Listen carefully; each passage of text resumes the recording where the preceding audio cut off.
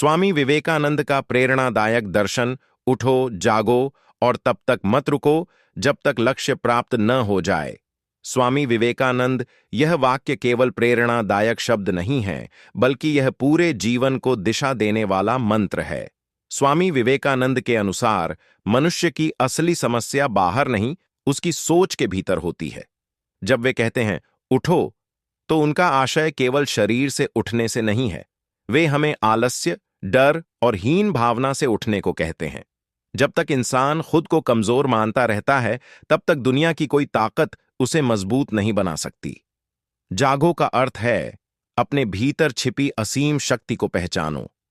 विवेकानंद मानते थे कि हर इंसान के अंदर ईश्वर जैसी शक्ति है, बस उसे पहचानने और जगाने की जरूरत है। जो व्यक्ति जागरूक हो जाता है, वह परिस्थितियों का गुलाम नहीं बनता।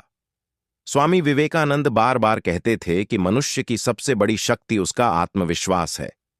जिस दिन इंसान खुद पर विश्वास करना शुरू कर देता है, उसी दिन से उसके जीवन में परिवर्तन आने लगता है।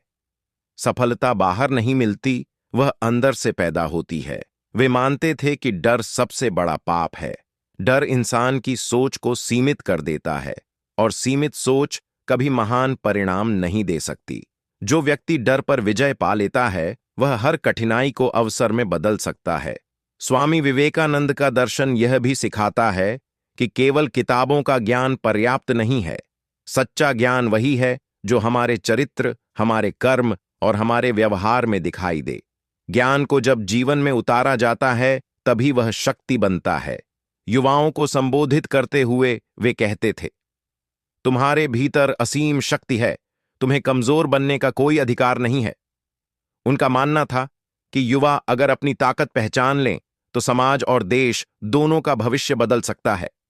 स्वामी विवेकानंद के अनुसार सेवा, अनुशासन और आत्मसंयम मनुष्य को ऊंचाइयों तक ले जाने वाले 3 स्तंभ हैं। जो व्यक्ति केवल अपने लिए नहीं, बल्कि दूसरों के कल्याण के लिए भी सोचता है, वही सच्चा महान बनता है। वे यह भी कहते थे कि जो व्यक्ति अपने लक्ष्य के प्रति ईमानदार होता है, उसके लिए असफलता भी हार नहीं होती। असफलता उसे तोड़ती नहीं, बल्कि और मजबूत बनाती है। अंत में स्वामी विवेकानंद का यही शाश्वत संदेश है, खुद पर विश्वास रखो, निरंतर कर्म करते रहो और अपने भीतर छिपी दिव्य शक्ति को पहचानो। यही उनका दर्शन है, यही जीवन को सार्थक बनाने का मार्ग है।